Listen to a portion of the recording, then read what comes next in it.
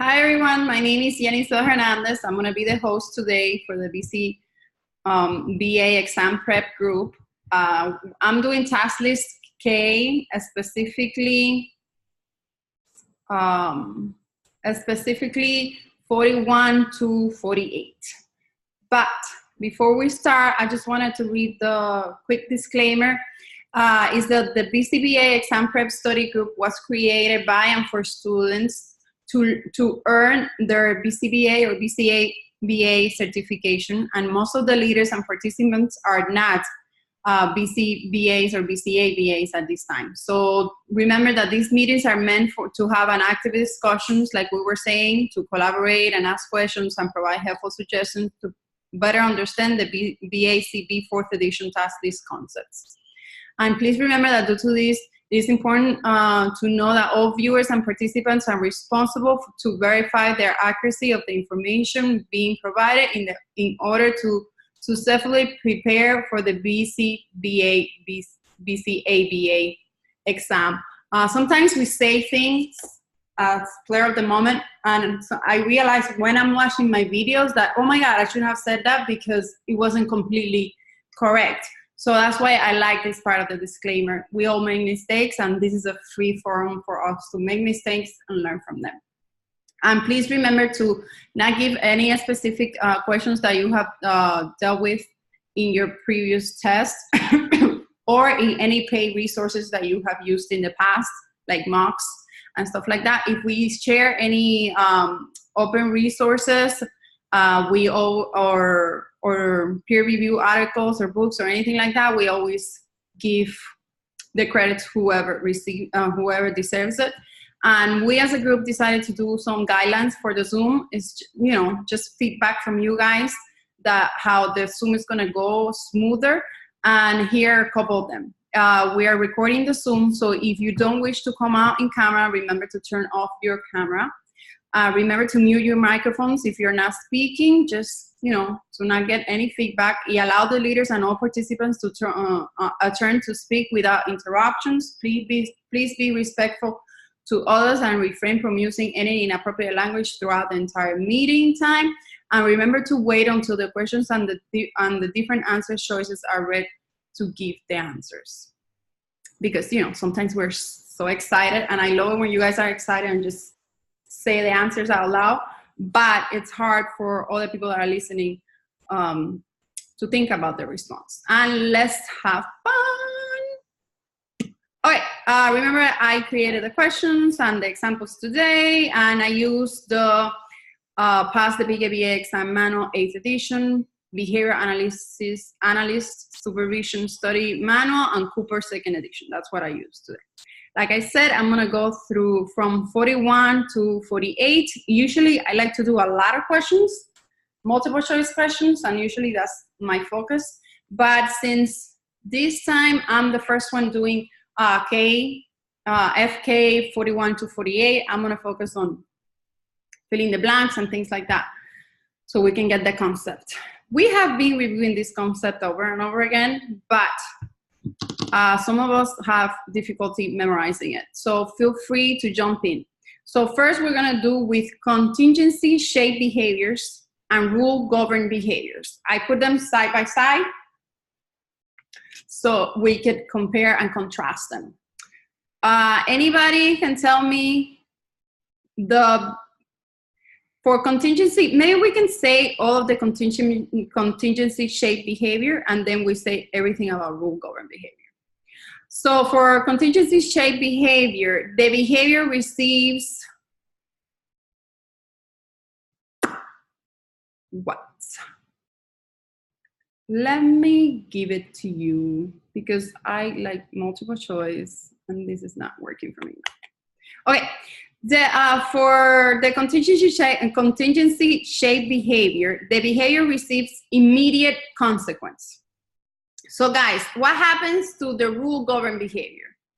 The behavior receives what? Can you repeat that? Delayed consequence. Let's see. Let me see. Delay consequence. So it's the opposite. For the The consequence, I'm gonna, here, for the rule governed behavior, the consequence occurs more than 60 seconds following the response. And what happens in the contingency shape behavior? Immediately? Immediate. And here's the thing, it's between, look at what I found. Oh, wait. Last time I had issues with this and I changed the style, now I don't really like it. This is what I found in the book, and I put the page number. Contingency occurs within 0 to 60 seconds following the response. Isn't it interesting? Because we've been saying immediately or a couple seconds after, but not 60 seconds. 60 seconds is too long. But remember, for a test, maybe let's remember for rule governed behavior, it has to be more than 60 seconds following the response. Has anybody else read that information in other books besides Past the Big ABA? No, I've never heard that. Okay. That's why I keep on writing the page numbers, just in case we want to double check. Okay, so we see the behavior change with reinforcer. And here we see the behavior change with what? What do you think is the answer?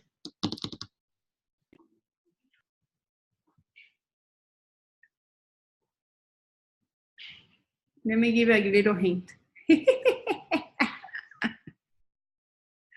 Without Reinforcer. Consequence? reinforcer. Oh, reinforcer. Yeah. This one is, I only found this one for rule governed behavior. It's a large, if you guys understand this like fully to be able to explain it to me in different words, please do so, because I couldn't put in my own words.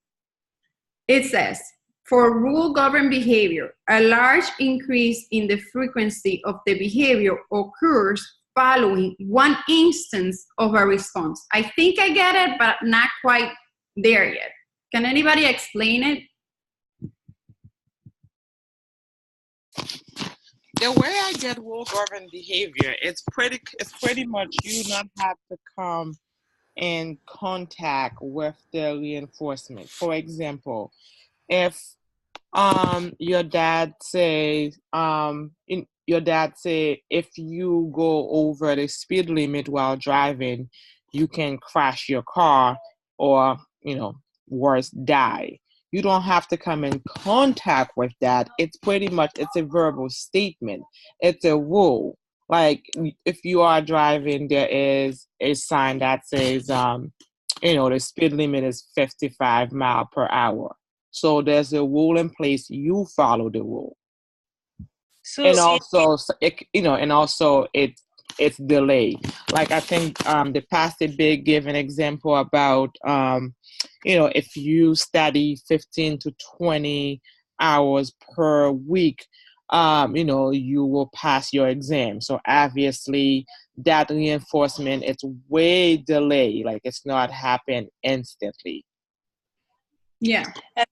And also, is it only just verbal? It could be written too, right? When you put the furniture together, that's a rule governed behavior, right?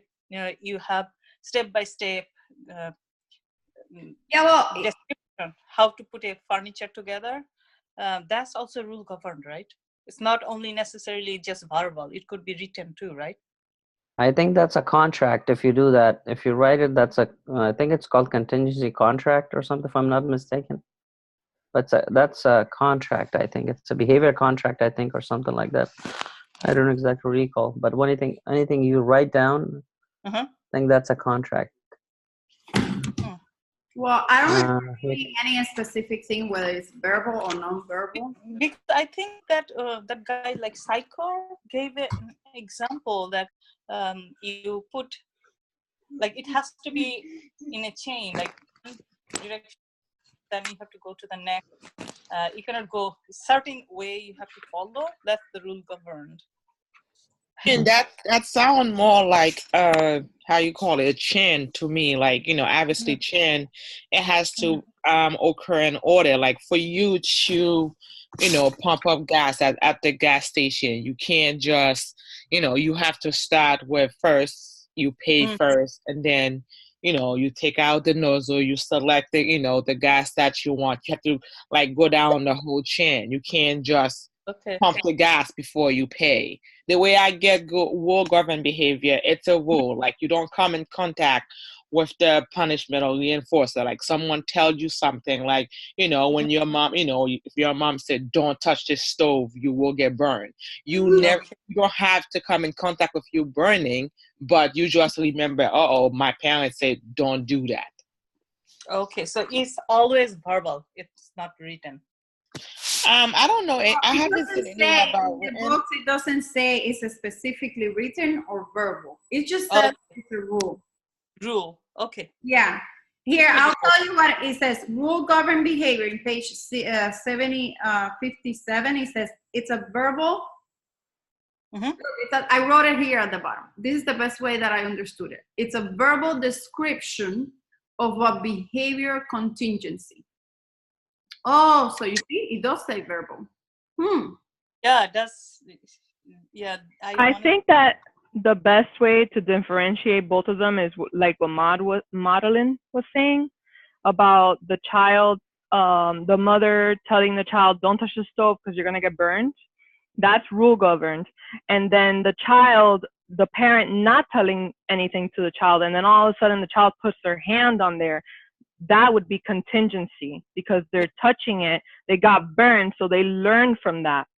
Yeah, but because it has a different. It has like a list of little things that we need to look at also. Because if the child, mom tells him and the child does it right away, then it's contingency. But if the child, it's after 60 seconds, then it's not. It's rule governed. Right. Right, but I'm just differentiating the difference between rule govern just being the mom warning the child before, and then contingency being with like no parent is around, they're cooking, the child all of a sudden gets up and touches the stove.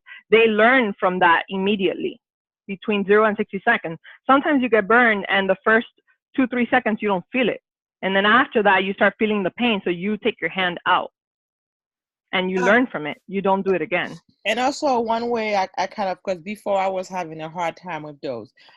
Just remember, contingency shaped behavior, you come in contact with the reinforcement or punishment. You experience that. For example, let's use the whole, you're driving, you're speeding on a highway. If you're speeding on a highway, you get a ticket. So the next time you are behind the wheel in that certain area, you are less likely to speed up because you had experience in getting a ticket. So you come in contact with the punishment in that case. It's you getting a ticket. So rule govern behavior, if you just see the sign that says 55 miles an hour, it's just a rule, but you never come in contact with getting a ticket. That's a good example. I like that example a lot. Yeah, I think that's a good example. That's good. Thanks. You're welcome. Thank you. So the other things that they were saying is that it's obviously a rule governed behavior. It's a rule. No consequence for the behavior exists, like she was very clearly explaining. Not even automatic reinforcement, but the rule does exist. And then I highlighted it's a verbal description of a behavior contingency. I would like to look more into that, but it says verbal description. But remember that I have read in other places that verbal sometimes is written. So, there's a debate between the books about that. So contingency shaped behavior, the behavior is controlled by a contingency and not a rule, which is everything that we just went through. Thank you guys so much for participating on that one. Okay, AKAs, contingency shaped behaviors. Anybody remember the AKA? Oh, God. It's okay, I don't even remember and I wrote it down. Anybody that remembers that or wants to invent it, let me know. Any AKAs for rule-governed behavior either? I have no idea. Okay. Let me see if I can give you a tip. I don't remember. Okay. There's only one.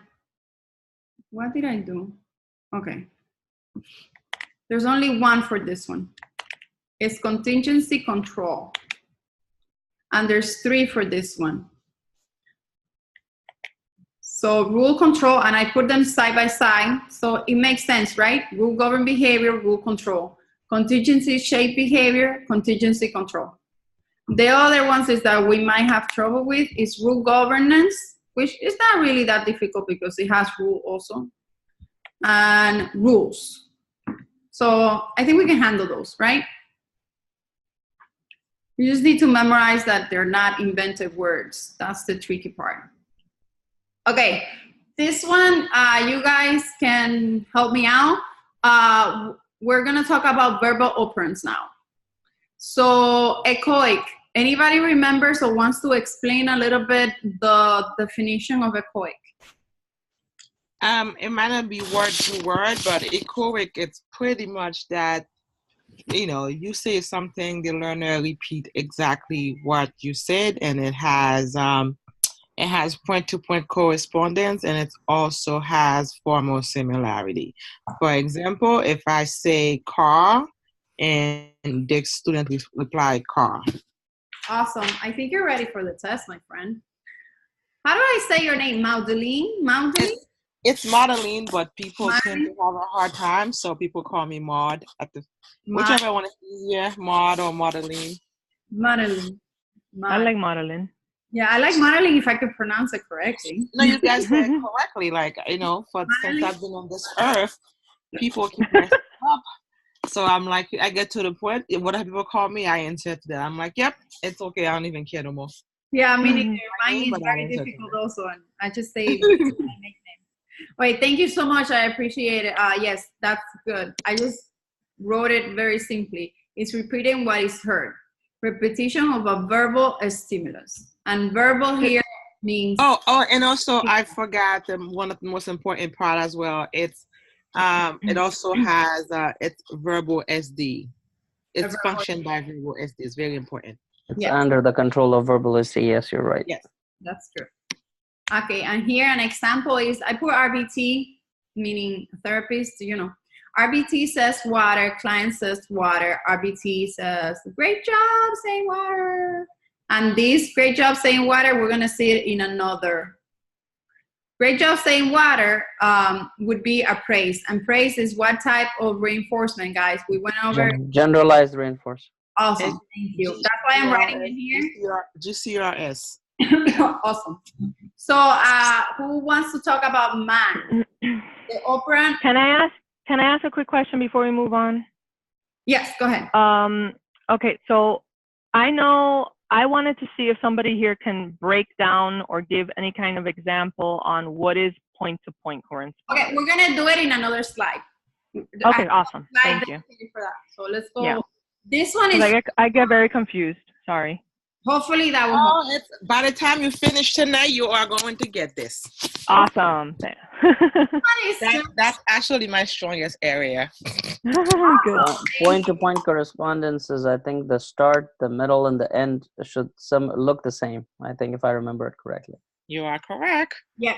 SD and response. You're correct. Yeah. Points for you.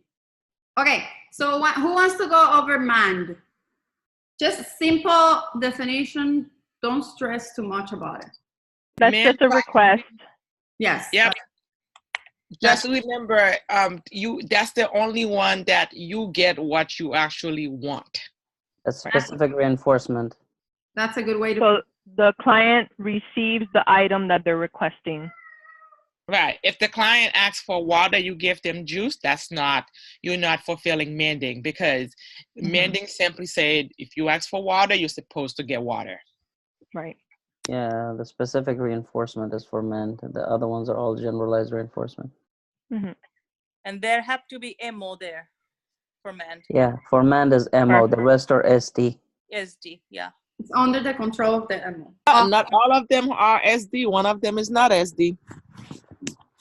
Okay, so you guys went over what I had written here. I'm gonna read an example that I wrote. Is client is thirsty, so that would be the MO.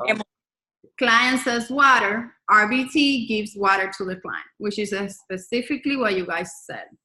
So who wants to go for Tacts? Tacts is labeling. Yeah, simple as that. Labeling, naming, identifying. Yes, it could be. And that is the only one. That's the only one that is functioned by nonverbal. Yeah, yes, that's a good point. Nonverbal SD. Good guys, you guys should. This is awesome. All right. So, like we said, it could be object, action, event, or others. Speaker names the things and actions that he, she has direct contact. And this one is key. He has to have direct contact with through his sense modes. Okay? So we have an example. And the simple example is client sees a bottle of water. Client says water. RBT says, yes, that's water. Great job. You said water. That's a praise, which is a generalized condition reinforcement, right? The more difficult example is client is in an internal state of thirst. Client says, I'm thirsty. RBT says, wow, you said you're thirsty, which is, you know, another generalized condition reinforcement. Does anybody want to talk about example 2, which I think is one of those that it's going to be tricky to differentiate it in a test? Or have you ever seen something like that?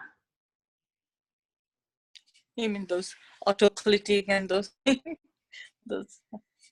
No, this is not part of autoclitic, I think. This is more about the. This is hard. This one is a little bit challenging because this can confuse you with mand sometimes. Yeah, I was gonna say that seems like a mand almost. Yeah, so if you say I'm thirsty and somebody gives you water. No, but she's not giving him water. You see what I left it there. Wow, you said you're thirsty. I didn't say anything. He didn't ask for water. He just said I'm thirsty. He was tacting. And actually, it's an example that I took from the BAS. I just changed, they put hungry, and I changed it for thirsty. No, this one is kind of hard. I understand. This one is kind of hard. Let me give you an example, like an example. Like, for instance, if your son or daughter tells you, I'm thirsty, Mom, I'm thirsty, that means he's asking for water. Yeah, no, that is strictly manding, because if someone said, because tacting clearly said you are labeling object item you come in contact with. So if you wouldn't come in contact and said I am thirsty, like that's not tacting, because if you said I'm thirsty, that's you mending. Okay, what the book says, or the no, I'm sorry, I interrupted somebody. What were you gonna say? No, I feel like it's mending though. It's thirst is there, so there's motivation. I took it exactly from the book. So you know what I mean? Yenny, what page is it on the BAS? It's the FK. Look for the FK. And what they were saying is that part about direct contact with your sense mode. So let me see if I can read more into it. Okay. Yeah, because if something like this comes to me, 90%. Yes, that's why I wrote it. You know what? Now that I'm like thinking about it, it says you come to it to your sense mode. I can see it now. So you see water, because you see water in your head. You're tacting or out loud, tacting, what water, and you say, "Oh, I'm thirsty." That's more like how you call it. Is it one of those full tact extinction? Not solistic, not. That's what I'm saying. Yeah, not solistic, not generic. Is it? It's not metaphor. It's what's the other one? Like something that you pair when you see a cup. You say water, so the kid is seeing water. see in the water and say, Yeah, I'm but thirsty. I don't think that's what they're referring to, though. I think they're referring to. Look, let me read it exactly how it says there. Okay, give me a second. Which page is it? They don't have a page. No, On it's just, FK 45 on the BAS study guide. yeah. Okay. It's towards the end. It's the last couple pages. Yeah. So it says a more difficult example is in an internal state of hunger to which one says, "I'm hungry," or "Tengo hambre," but they say it in Spanish. I say more difficult. They're saying I say more difficult because this is an internal state that is not directly observable by others. It's like a private event. It's like a private event. So he's tacting his private event. Strictly speaking, tacts must occur in the presence of the non-verbal stimuli. However, in my humble opinion, then he goes on into saying something else. So if we're talking about I sorry. from migraines, for example, and my daughter, I see my daughter, I'm like, oh, I have a migraine. That's not me asking for a pill or anything like that. I'm just tacting it. It's like, oh my God, I have a migraine. So that's tacting. Okay, so if we're talking about private event, it's something that is inner. You're not saying it out loud. Only you can observe that. If you verbally said, you know, I have a migraine, that's no longer a private event. Right.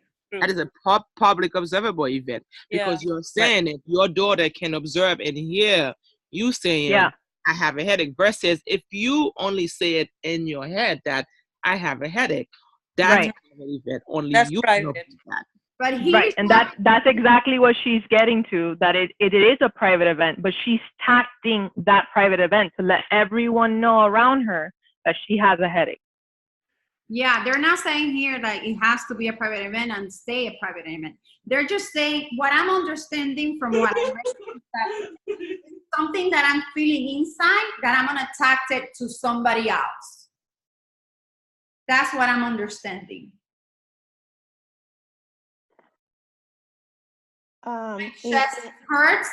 I feel it. I have direct contact with it, and I say my chest hurts.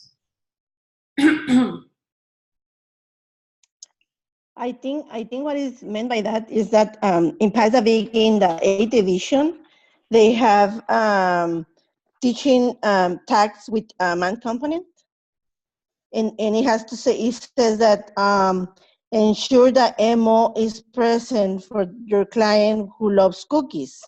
Present a cookie to him and ask, is this a cookie? Then give the cookie. So that's a tag with the man, with the MO, with the man component. That's what I think that means by this example number 2. Yeah, it's tricky. That's good to know, because I had no idea about that, but I'm gonna see if I can get more information. I'll probably email, I think his name is Kevin from BAS, to see if he can elaborate more on this. Maybe we should get another resource, because right here, this one, he only gave us like 2 sentences, and it was enough for us to in Pacific, just check on page 78, and it's talk about the pure tags, and tags should be taught systematically using man components and teaching without man components. Okay. All right. Thank you. No, thank you for clarifying that and letting us know about that. Yeah, thank you very much. It's very useful. You're welcome. Now we have a page for the another resource. Okay. Now that we're all debated, I love debate. It's fun. Makes it. Okay, let's go into intraverbals. Who wants to talk about it? Intraverbal is pretty much you say something and the person reply, but it doesn't have no point-to-point correspondence. If I said, what's your name? You say Maud. So there's no point-to-point correspondence to anything. How old are you? I'm 5. You know, like, so there's no nothing's, the question you ask there's nothing similar to your answer. Awesome. Like I said, I think you're awesome at this. So answering a question or having a conversation, like you just said. In the book, it says, in Cooper, it says, in which your words are controlled by the other words, right? The words of another person. And then in Pass the BABA, it says, a verbal operant in which the speaker differentially responds to the other people. And in the BAS, the most subtle and highest level of verbal operant, which is, like the highest level. That's where you get, once you're really good at manding and tacting and all of that. I think a good way to teach interverbals is like fill in the blanks. So like I've taught beginner interverbals by like just singing the ABCs and then like saying, leaving the letter C, for example, where you say A, B, and then you want the child to say C, and then you continue the song, and then you leave another blank, and then just that is, it's the beginning stages of interverbals. Yeah, that's usually how I teach it also, like in the ECBC spider, and I've seen mocks doing that also. Like if you say ready, set, the kids say go. Oh my God, like you said, filling the blank. That's it. Even the kids that have hard time doing tags and other things, they just love them. Okay, guys. The example that I have is the RBT says, what are you drinking? Client says water. RBT says, thanks for answering. That was fantastic. And also, so this one is also, it's functioned by verbal SD. It doesn't have no point-to-point correspondence or formal similarities. Awesome, guys. Thank you. Okay.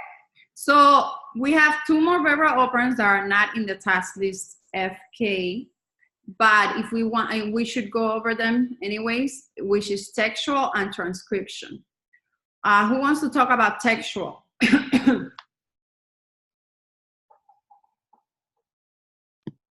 Textual, it's you are reading a text. So textual is kind of reading, but reading. The written format. Exactly. So someone write a text, someone writes something, you read it out loud. Yes. Mm-hmm. And does the reader need to understand it? It could be reading a book too, right? You do not need to understand what is being, what you are reading. You just like reading a text. Just the simple as I remember, just textual, just remember reading a text. Exactly. Reading. It's just reading, no understanding required.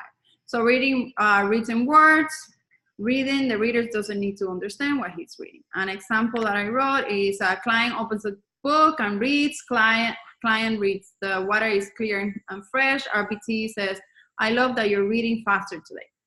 So that's also a generalized reinforcement. Condition. Generalized reinforcement or generalized condition reinforcement. They're AKAs. I'm trying to practice the AKA, guys. I don't know if you've noticed. I'm trying my hardest. Okay, transcription. Who wants to Don't forget to add that, because those are important. This whole formal similarity, and I mean, those are all in another slide. Oh, okay. So sorry, I didn't know you had those particular words, because the way I've been writing them down, like whenever I have those, I also put all those other things that goes with them. Yeah. No, it's okay. It's okay. Anyways, the more you talk about it, the more we all hear it. So hopefully, once I get to the slide, everybody can answer. So, transcription. What's the definition? It's it's writing from verbal. Someone saying something, and someone else is writing whatever is said. Perfect. Thank you. Taken from transcribing, yeah. Just remember, a clerk at a courtroom, you are transcribing everything the person said. You are typing or finger spelling. Mm-hmm. Yeah, and one. Let me see if I can put an asterisk here. Okay, like a clerk at a courtroom. Yes. Okay. One thing that I read is that it has to be written typed or fingerspelled. If I would have seen that fingerspelled part in a test, I would have, you know, like gotten it. So I'm glad I saw it there. Yes, finger spelling is included in there. Mm-hmm. Let me see, because I used it. Okay, guys, and a simple example. I'm using water for everything because I want to keep it consistent. You guys are all really good at this, but sometimes when we're not good at this, it's better to keep it consistent. So RBT says, now write what I will tell you. The water is clear and fresh. And the client writes, the water is clear and fresh, okay? So here it is, what you all been waiting for. We wanted to know about the controlled by or antecedent variables for each of them. You guys also wanted to know about what was the consequent variable or reinforcement for each of them, the point-to-point correspondence, and the formal similarity. So I'm gonna ask each of them and you guys tell me. But before that, we wanna go over point-to-point correspondence just to make sure it's what you, Maud. Yes. I hope I'm saying your name right. Maud said it's beginning, middle, and I think Martin also talked about it, of the verbal stimulus matches the beginning, middle, end of the response, okay? The one that I personally find a little tricky is formal similarity. And as we go on, I'm sure you guys are gonna help me out with it. But formal similarity is when the controlling antecedent stimulus and the response share the same sense mode